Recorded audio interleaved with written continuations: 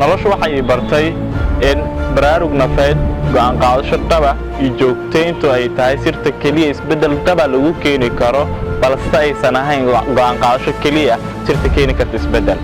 inta badan waxaa dhacda in aad adigu aragto qof wanaagsan oo isbedel weyn sameeyay aadna jeclaato isbedelkiisa ama aad jeclaato sida uu dhaqmo ama sida uu nool yahay.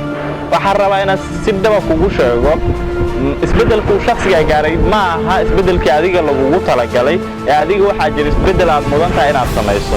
haddii isagu isbedel ka sameeyay noloshiisa dhan maaliyadeed adiga suuragal in dhan maaliyadeed ay kuu wacan tahay balse aad u baahan tahay isbedel dhan kaleeta nolosha dhan isbedel ayay u baahan tahay. marka adiga ha ku qaldoomin oo go'aan dhaba ha u qaadan qof kale isbedel uu sameeyay balse waa in marka hore baraarug aad hesho aad ku baraarugtaa isbedelka aad u baahan tahay kadib aad go'aan gaartaa kadibna aad wixii aad qorshaysay aad u go'aan gaartayna aad ku biirisaa in aad joogtayso.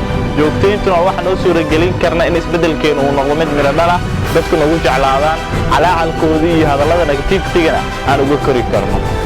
hadda kadib yaysan dhicin in kaliya aad iska go'aansato isbedel adigoonan la imaanin baraarug nafeed balse ha dhacdo in baraarug nafeed aad ku biiriso go'aan qaadasho iyo joogteed aadna alla u tala saarato halgankii dadaalka aad ku jirto.